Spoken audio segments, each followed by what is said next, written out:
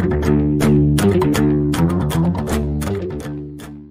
welcome Ameen Altajer for this podcast. This is a kind of a podcast where I was always waiting to do with somebody who has never said that fact that there is something wrong in the education system, there is something wrong in the way which I'm learning or something.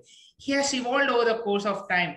Trust me, being a GD, being a professional, being an entrepreneur right now, his mindset is something which is supposed to be demystified because we all still complain that, okay, I'm stuck with this problem statement. How can I come out of it? Right now, there's no time for it because everything, let it be in a professional or your personal life, has to be sorted and you have to move on so quick because world is moving in such a fast pace. So here I am with Ameen demystifying his journey as a professional, his journey as an entrepreneur in the world of machine learning, AI, and things like that. So I welcome Ameen. Thank you so much for this podcast. It means a lot to me. My pleasure. Thank you so much for having me. I'm sure we're going to have a great time, and thank you very much for the introduction. Yep.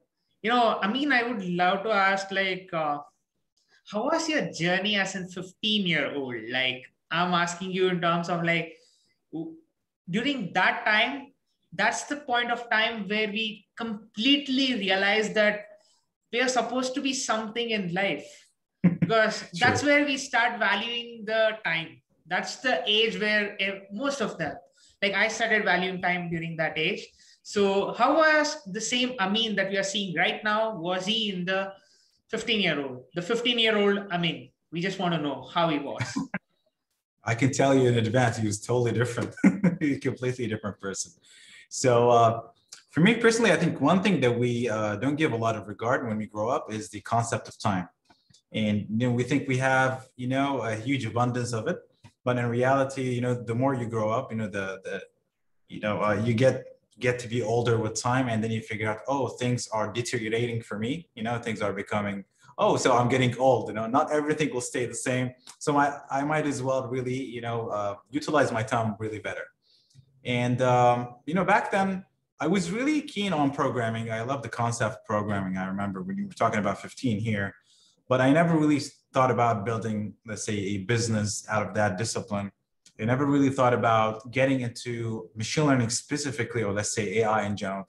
AI has always been something that I've been interested in.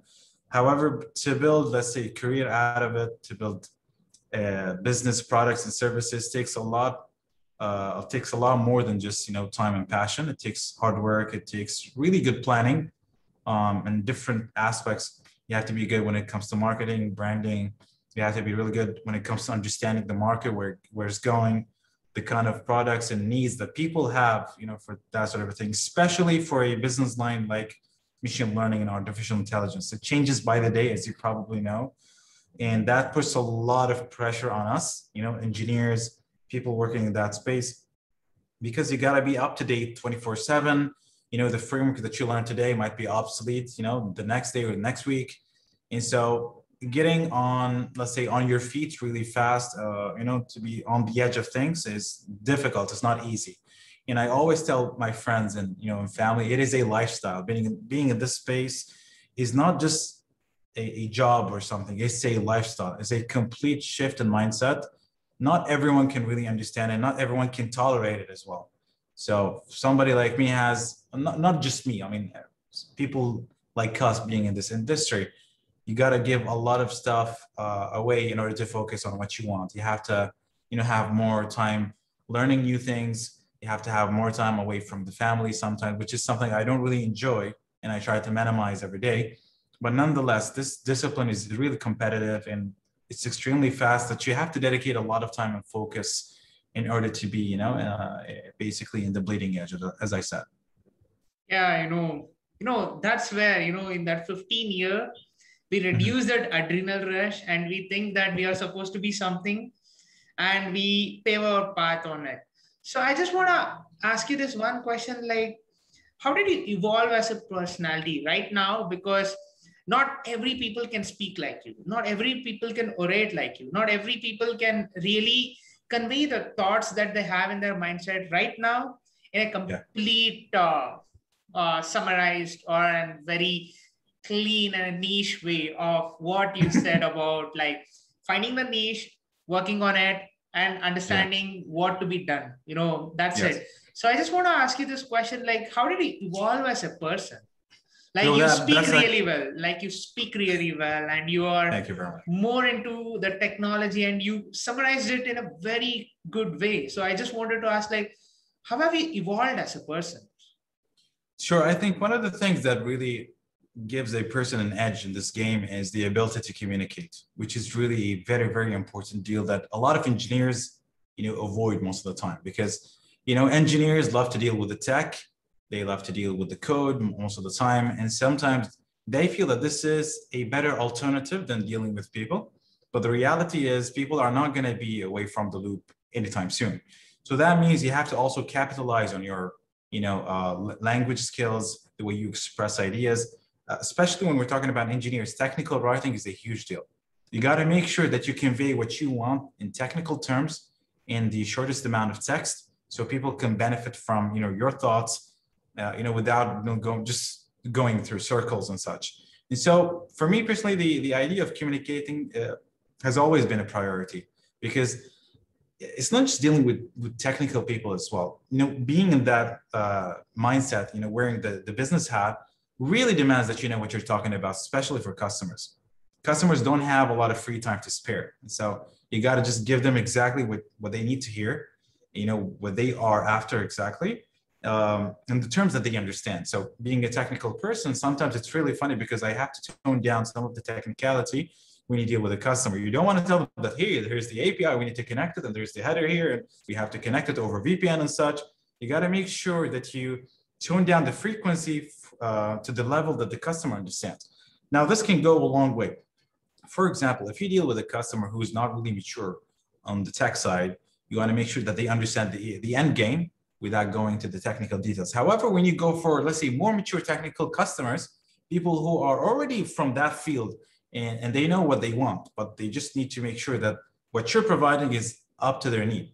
You got to go and tone down, that sort of a thing to a higher level where you share more information, where you show them, what you're talking about, and you're really savvy on the details.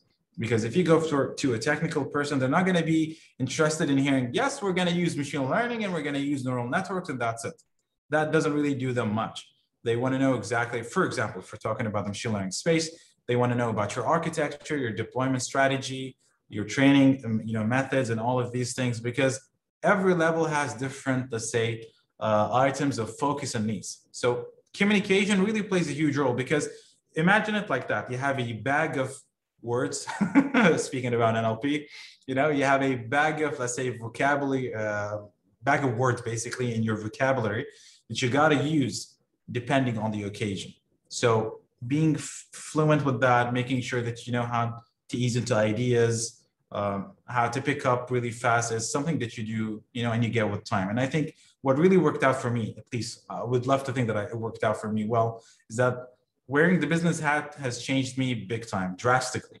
I can still remember myself 10 years ago, or maybe even 15 years ago when I was back in university, when your level of communication is a different level. You might not have, let's say, the courage in different occasions where you have to be very blunt with customers. You got to be very straightforward. But business really shapes you big time, man. It changes your atmosphere. It changes the way you approach things. You appreciate honesty. You appreciate trust dealing with even with your staff. So I've said this multiple times. I started by not having full-time employees.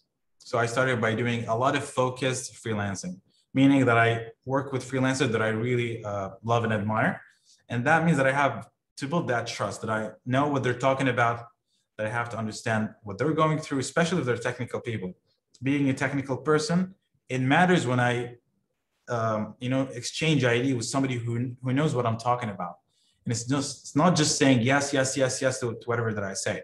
So wearing the technical hat when dealing with these people, understanding their personal business, personal affairs, it matters a lot on the long term, because when you have a serious project and you're dealing with that kind of professional pool, you got to make sure that these guys are going to honor the deal. They're going to be there. And not only that, with time, I managed to make sure that I have the perfect pipeline, at least for me, the perfect pipeline to manage projects that deal with that sort of workforce where you have freelancers online, where they have to for example, to submit in the repo every single day, or we have to have documentation. So I know I diverged a bit, but what I'm trying to say, having the proper strategy to deal with people really, really matters. And business gives you a lot of benefits down the line. It's not just you making money or making a career out of it, but it really changes you dramatically as a person. You begin to see things differently. You appreciate cash flow, how to deal with finances, how to deal with people, how to honor deals, how to really think about trust. So trust is a pretty big deal. And not only, with employees, even with customers. So I said this multiple times. When I started around 2008, when I was back in university, I kickstarted the business as a side project.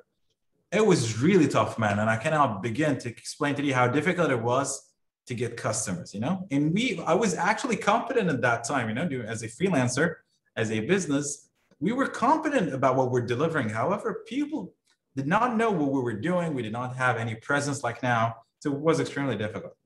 But with time, as you have more and more projects in your portfolio, people vouch for your work, you get to have more presence, more material. People can investigate in their own time to understand what they're getting, from a product level to, let's say, a trust level sort of relationship with the vendor that they're talking about. And that really adds a sort of exponential growth to your business journey.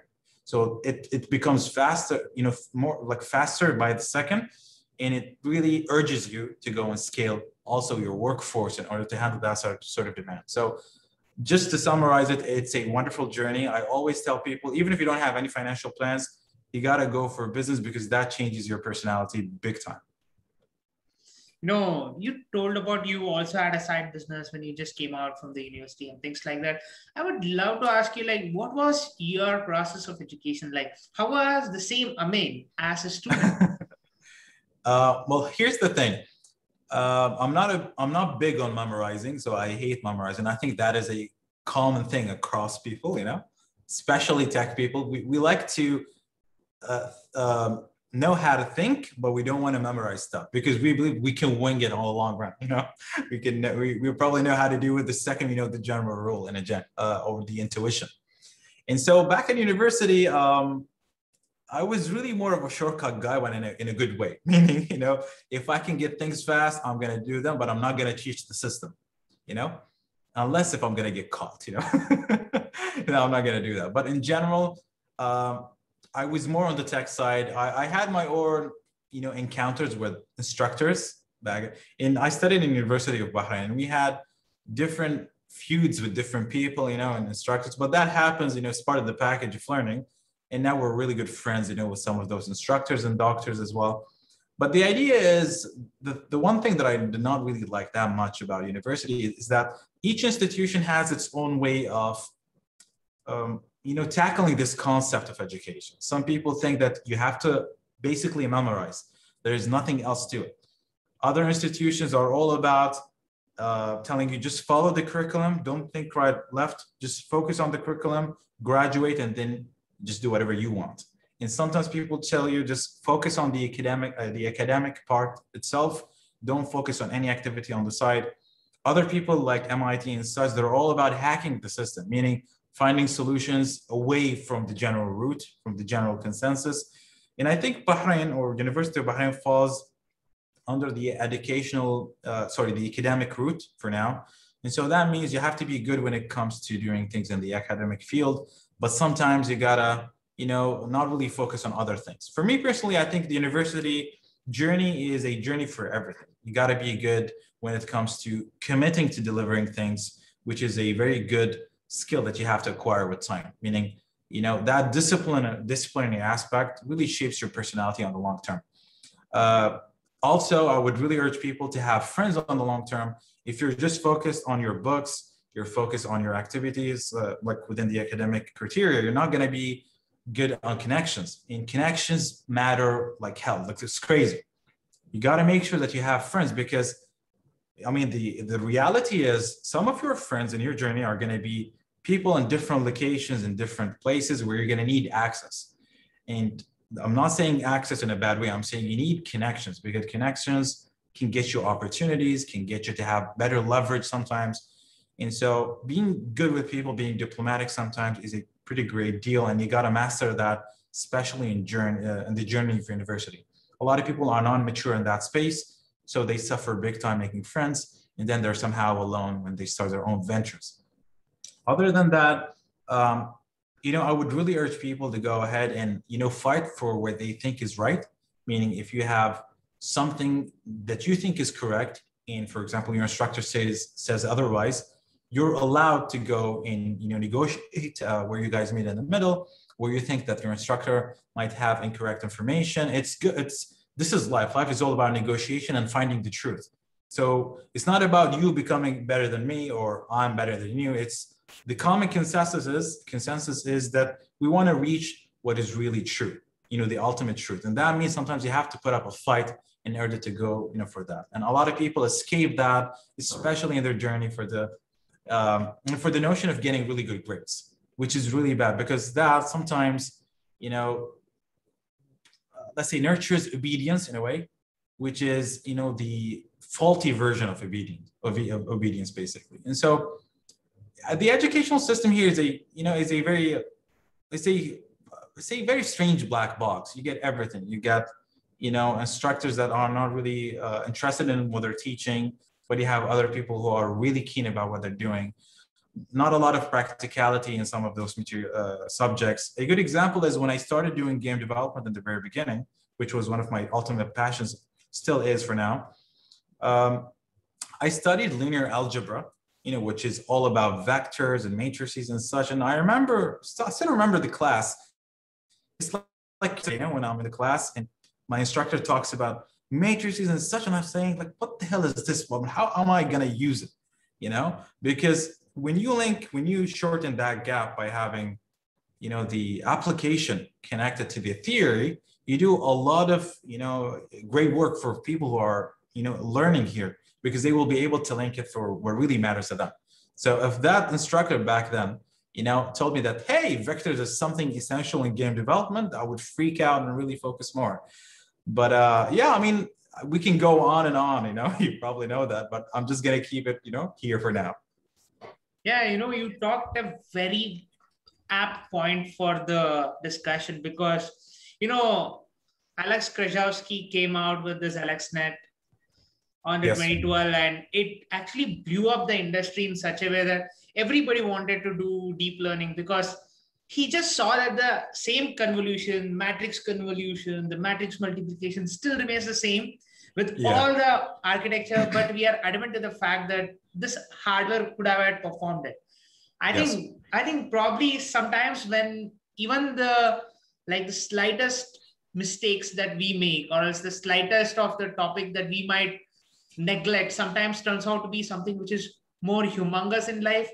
I think that's the app part of saying that, yes, it was important. I just love to ask you, how's your professional journey? Because you come from a background where things are not more into tech. You're not from a Silicon Valley, like New York or something, but you actually evolved over the course of time with the industry.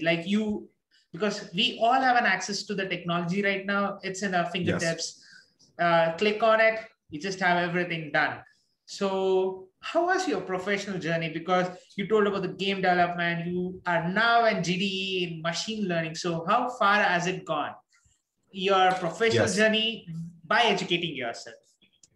Sure. So it all started, to be quite honest, and I have to give credit where it's due. Back in the 90s, so I was born around 1988. So I'm probably 33 by now, give or take. And so back in the 90s, my father actually was one of the first people who got the internet in Bahrain, where my home country is. And I still remember, dealing with small consoles when my father used to have his hands on, small chat applications, blogging using the dial-up connection. That was crazy for me. And I remember, my dad talking to other strangers, on the internet. That was crazy. And so I developed an interest in building systems, but I did not know where to go, because my father was not a developer himself. He was not a programmer, but he had multiple ideas on where to start. He said basic, visual basic, stuff like that, back then. And so I remember I got my hands on PowerPoint and I plugged in multiple, oh man, there's a lot of memories here. I plugged in multiple stuff. Yeah. You can talk how much ever you want. You can talk how much Yeah. ever you want. Don't worry about Thanks. the timing. Thanks. So yeah, I remember I plugged in multiple shapes on the screen, and then I managed to do, to export the slides into an exe. And I thought for myself that, hey, this is the best way to build programs and probably the only way. And then across, going, with time, I figured out that you can use different languages. And I was really young at that time. I remember I was around 12 or probably 10. And I got my hands on a book on C++, but it was in Arabic. It was extremely difficult for me to understand it, given that I tinkered with Visual Basic that was embedded with the Office suite. And so I did not have a lot of understanding for loops and such. For me, okay, if I have a text box on screen, why would I have a variable? What is the whole purpose of a variable? But dealing with C++ has explained everything for me from the ground up. Why would you need, why you would go for a memory? Why would you go for different types? Things that are not really visual. So the visual aspect is just a luxurious aspect of it. And, building my love for low-level programming was at that time. And then I started building games, when I got when I got to to the age of 18 or probably 19. But when I was in university, I started interacting with other people. So I had the chance to show them my demos and other games and such. And so, building demos and such, I figured out that this could be a different route to making, an income in life, instead of just having, to go and work for somebody else, full time every time. Because, the general consensus of Bahrain, at least for the most part, is that you have to get a job so you can survive in a way. But I would really love to change that, especially that I'm not coming from a business family, let's say. So entrepreneurship is something that is kind of frowned upon. Not everyone takes that route. It's different. It's completely filled with mines, technical challenges, business operational challenges. So I was very careful because I also had different stories from other people where they really, had disputes in their partnerships basically and such. So I was very careful when I got myself into this space. But I got to have a small commercial register, which is, the basic work that you have to do with the government in order to have a legal entity so you can exercise business back then. And I started selling games, but that did not go for a very long time because selling games, is completely difficult, especially that we don't have the same know-how as the West. The market is saturated now, but this really opened my eyes on a lot of things, especially in the game industry. The game industry is really performance intensive. They care a lot about performance, given that you have to deal with consoles, very limited memory footprint sometimes, and different small CPUs, the embedded system world. So to be in that space, you gotta be super good when it comes to the low level aspect. And that really developed my skills big time. I remember when I bought the PS3, saving for it, and I had the excuse that I'm gonna deal, with the PS3 in order to experiment, to program for it, not to just play games. So that was really a good excuse, to myself.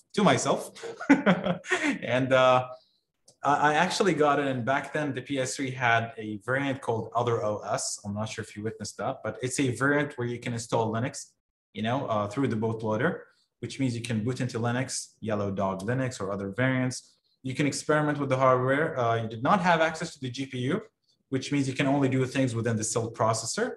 Now, the Silk processor itself was a journey on its own, knowing how microprocessors work, how they're built, building those small factories in order to do the job at hand. That really made a lot of, a difference in my technical journey. In around 2008, as I said, I started the business, and then 5 years later, or probably 6, we shifted full-time into AI, given that I've done AI work for games, which is completely different from machine learning, by the way. But I got the interest in machine learning when it picked up, and then things became extremely hot, and I joined the wagon as well. And I'm a big believer in products. So I just don't want to do services, Now we have a lineup of products that we love and really adore, and that helps us even scale financially better with customers, because you got a very narrow field that you can work with. Your product, you know how to deal with it. And services, as much as they're really lucrative, sometimes they're very difficult to deal with, especially if you have a difficult customer and such. And so this is the journey in general. I like to really get myself up to speed every single day on the tech. I spend a lot of time next to my machine, which is something I'm very fortunate, that my wife understands that, and my kids. But this is, as I said, is a lifestyle. It's the journey of life is fun. You don't know when it's going to end, where it's going to happen. And so you might as well just enjoy it. Yeah, because, trust me, because over the course of time, I think gaming industry has really popped out with something new, and it has given rise to many, many influential people. Yes. It can be people from Microsoft I've been speaking to a lot of people in Microsoft. I actually happened to meet somebody probably before the pandemic. Yeah, before the pandemic. And he was such an amazing guy. Do you know what was his fascination? His fascination is all about building games. And he went Wow. inside Microsoft, and he has a whole new lineup of different games and things happening for the Xbox and their other platforms. Like they're into cloud games and a lot of things. I think probably gaming has given out many professionals. I think, Amir, I think probably you also have been a wonderful personality who has derived some knowledge from the gaming. I just want to ask Definitely. you, like, where did you encounter your first ML problem statement? Like, what was it all about? Because trust me, because cats versus dogs was something which was most fascinating. I think probably five Yeah, to 6 years ago, but I don't think now it's more fascinating because everybody knows how to do it. definitely. Yes. So what got me extremely excited is when I heard about DeepMind's work, honestly, because DeepMind's work was very relevant to the gaming industry. And so when they started, and the funny thing is their founder, their CEO, is actually a game developer himself. And so there's a lot of commonalities on the route that he's taken, in dealing with tech. I remember that he was actually a game developer, and he has also games on, he published multiple games back then. But his views on, the game industry and how it is extremely, let's say, key to the success of AI was something that I was really admiring at the beginning.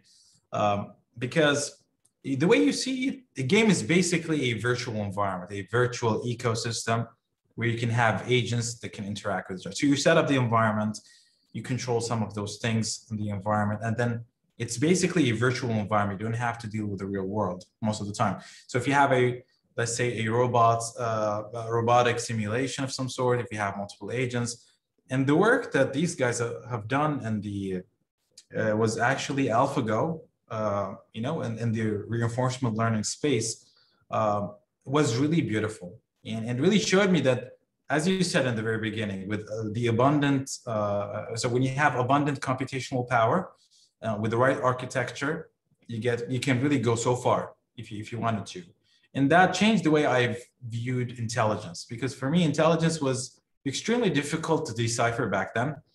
But with Jeffrey Hinton's work and the other people like in this industry, and with the application that these guys in DeepMind have made, it really showed me that maybe this is the honest way, or the closest way to reality as of today, to get to the to intelligence in general, where you have computational power using the use of reinforcement learning within this game space. It can really change it. And back then, I was really big on reinforcement learning.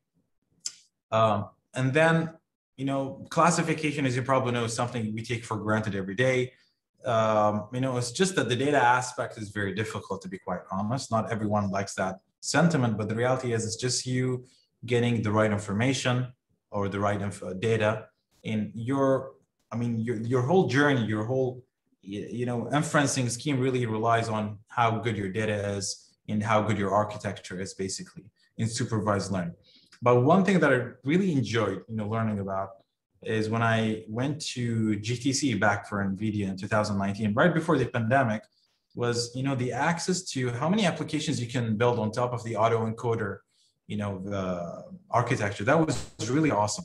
The idea of compression, for example, really changes the way we view artificial intelligence, or at least machine learning, if we want to be specific here, because it's not just applications, going around like on their own in games and such, but you can build very cool and smart functionalities using some of those ML tricks. So VAE, for example, the variational autoencoder, really takes it too far when it comes to the idea of compression. You don't have to write a specific algorithm for it.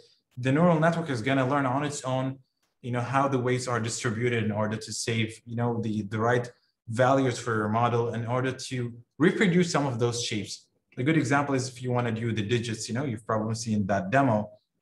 But the idea of compression, I really loved GANs, which is one of the really cool uses of, the nature of, basically, the adversarial, form of having two networks talking to each other and how they're trying to maximize, the end game, basically end game, the end goal for the user or the programmer in this case, by just tweaking how we deal with neural networks. It's not just you getting your classification model and that's that. You can, allow those things to mix and match.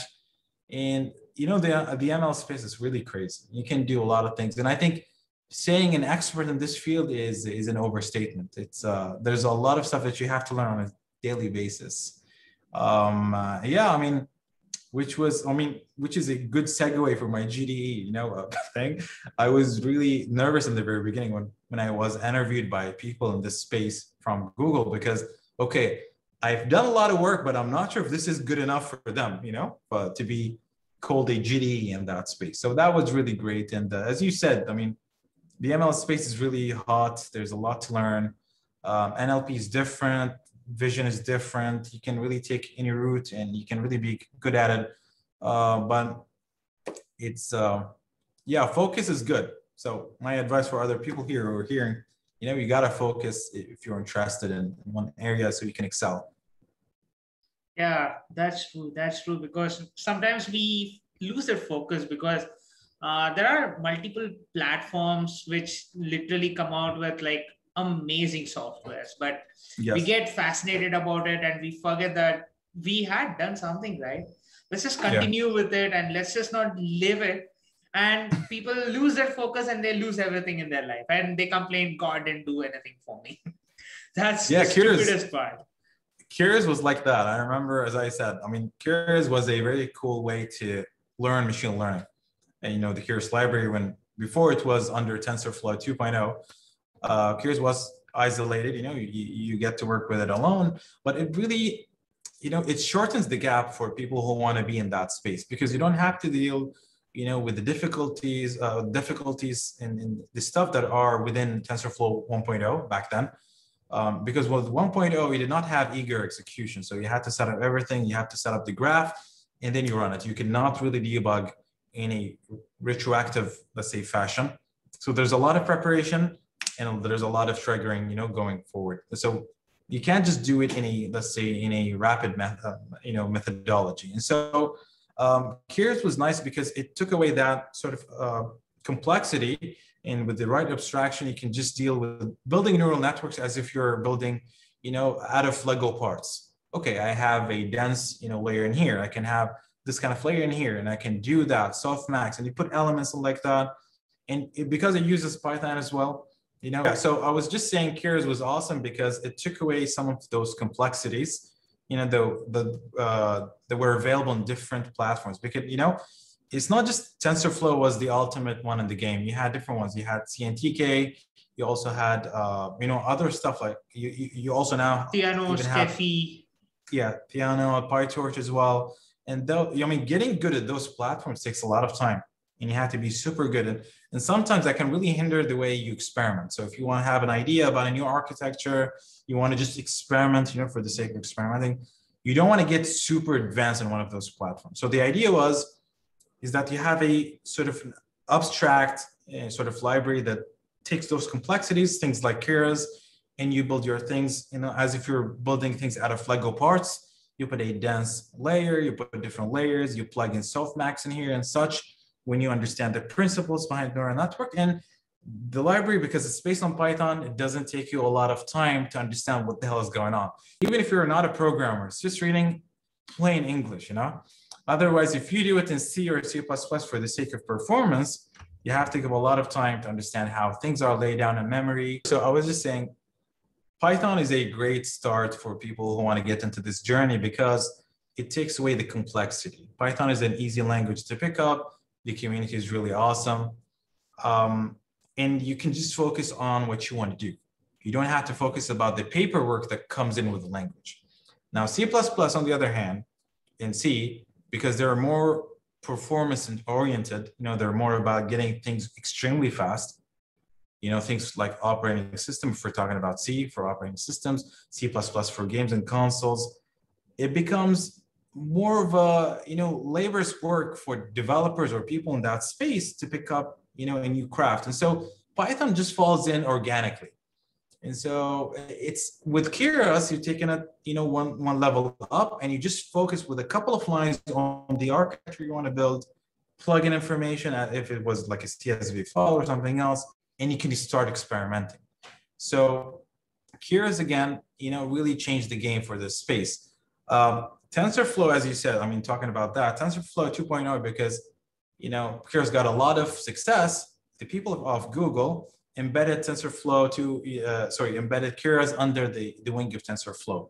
And that changed, even as you said, the way the community perceives those frameworks. So if you're, a dedicated user to Keras, now you're going to have to work with TensorFlow 2.0 because this is the flagship product now. And so it's not just the tech aspect, but being out there, how the market changes, how these big players change the landscape, but there's a lot of stuff that you have to get acquainted with. Yeah, that's true, because there is a huge demand for the learning tech. Like if you know a new tech, you are the boss. Like seriously, like I was so fascinated by the fact that TensorFlow 2.0 is coming up. Yes. Because TensorFlow 1 had a lot of potential. Like, of course, there were not some functions like eager execution, the functions and things like that. But like, I feel like probably software is also evolving over the course of time, and also approaches are evolving over the course of time. Like every company has their own approaches. I just want to ask you this question, like, what's your approach? Like in your company, like if you want to do some new project or a new problem statement, how do you approach it? How do you encounter the problem statement? Like, how do you solve that? That's my question. Okay, so the first thing that you have to focus on is exactly the target, the target market you're talking about here. So like if you're practicing business in the Middle East, you're going to have a different segment that you want to focus on. The market here is not really that mature in the tech space, especially if we're talking about the AI space specifically. So there's a lot of gaps that you can cover as a business. However, you've got different challenges, the social challenges of making sure that people know what you're doing. Some people are very, you have the cultural aspects that you have to get acquainted with in order to do products and services in here. But generally, knowing your market is step number one. If you're somebody who's really passionate about a product, that can be a different thing, because you might be interested in a product and you don't really give that much of a damn about, the target market because you want to go global from the get-go, but that has its own challenges as well. When you have a market, you want to make sure that you have really good connection with your target customers, because it's not like before where you build a product and you just throw it away and expect the best. Now, there's a lot of back and forth, things like crowdsourcing that have happened across the years with Kickstarters and such, really change the dynamics of how people really want things. You can put a small update. Are you happy with that? Yes. So you build on top of it. They're not happy with that. You revert back and you change things. And the same methodology has to be adopted when you have customers, even if you're working in a B2B model, meaning you contact them, even if you're building your own product. You make sure that they know what you're doing. You have, beta testers, and other people as well. But you got to have that connection, because your product is going to be shaped, with time, until it gets to that stage that your clients are going to be happy with it. You don't want to give any chance to luck, because sometimes that can really hurt you down the line. in your PR, or even like in a product. So you want to make sure the journey is controlled. Other than that, you got to make sure you have the perfect pricing scheme as well. Back in the day, you had a standalone amount and you just throw it out. And a lot of people, maybe the government would be very happy with that model. Retail users, they're not happy with that. They appreciate freedom. They appreciate flexibility. So a subscription model would probably work for a different segment, but not for everyone, because sometimes in their balance sheet, it would really hurt them. So your market, your target market really defines the way you price stuff. Yeah, so this is for your pricing. Also, you got to make sure you have competency. It's very bad when you say, we know how to do things, but when you get down to it, really, you suck big time. So this is really bad for your PR, for your business, because reputation and trust, they go hand in hand. And if you really mess up one of those things, you're definitely done for the day. And, you just like you build things every day, every single day. And then, out of let's say a faulty motive, you just do something you're not sure of and you burn your reputation. So this is something also you want to tread carefully on, because like you don't pick up any project. If we're talking about services, it's very okay for people to say no, sometimes people would do things because it's good for their financials. But it is hard, and sometimes you got to do it when you say no to a project. If you don't have the capacity for it, if you're extremely not sure about different things, especially with trendy technologies, things in machine learning specifically, so doing proper research before committing to a project, making sure that the client understands that, putting the dots on the legal aspects as well. So machine learning might not be as hot as other disciplines like cybersecurity, where if you can really screw up things, you're going to be hurt bad. If you take down a system in production, sometimes the legal terms might work against you. And that is going to really, hurt you financially, reputation-wise as well. So getting these things in a proper setup is also important. Hence the idea of business. It's not just because I enjoy dealing with technology, I'm just going to stick to technology. There are other circles that you also have to master. If you're not going to do them on your own, you got to hire people. If you don't have the financial ability to do that, you got to seek funding. So there are different routes to making sure your company grows. But I always tell this to my friends and family, picking up partners is as difficult as getting married. So you got to make sure that you pick up, the right partners from the get-go, because it's not a short journey. If they're really in for the game, it's going to be a very long journey. You got to make sure that they can, endure the difficulties in this journey.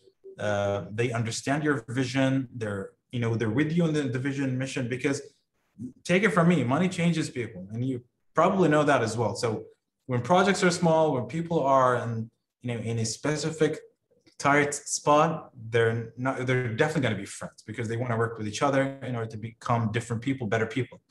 But when money start pouring in, you have financing coming in, legalities, ownership, branding, PR work, and PR work is crazy. You get credit for some other people's work.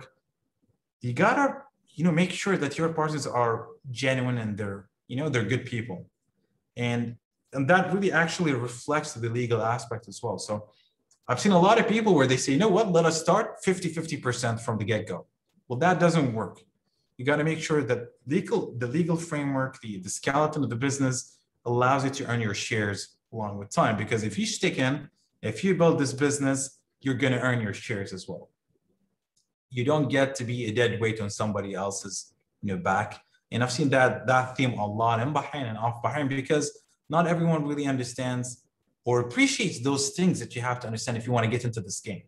The game of business is difficult, or let's say it's dangerous if you don't set up the right controls from the get-go. And my advice to every technical person, if you have any plans to start something, do proper homework.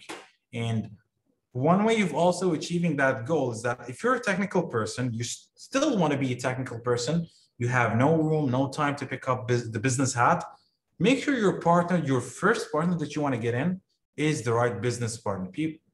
People who can focus on these goals, people who know the legalities, who can speak on stage without, getting that, fear on stage. You got to make sure they understand your vision. They can translate your technical terms into business terms that people can understand, especially managing expectations. So, the technical space is very dangerous. Sometimes, let's say fragile, right? You want to build things don't turn out to the things that you want to have in the very end. It's products and services. And so managing expectations for customers is really important. Otherwise, what things are going to be, the things that you're going to get as a product in the very end might not be the same things that these customers expected. And that can go in, as I said, in a very bad place. So your business person, whether it's a CEO we're talking about or a COO, got to be the chain, the chain in between that takes that lingo from that technical, jargon all the way to the business terms that people can understand as well. Yeah, you summarized it in a very cool fashion about the organization, about the way in which we are supposed to approach the problem statement. I think this was the best podcast that I could ever have done today. And thank you so much. It was my pleasure in having you as a guest. And I think this podcast was done in a very short notice. And I really enjoyed it. I really enjoyed it. Trust me. Like myself too. Thanks for having me. And I think, us technical people, we got to stick, together. We got to share information, not only the technical aspects of it, but also how, to be ourselves, how to be good in our journeys. You might be, an employee today, but tomorrow you might have different plans. And so having that literature out there, that content can really shape us well, especially during these times where we don't have that interaction and we're just, connected to our machines and YouTube is accessible. So, gotta thank you very much again for doing this and for calling me on the show. Yeah, it's my pleasure. It's my pleasure.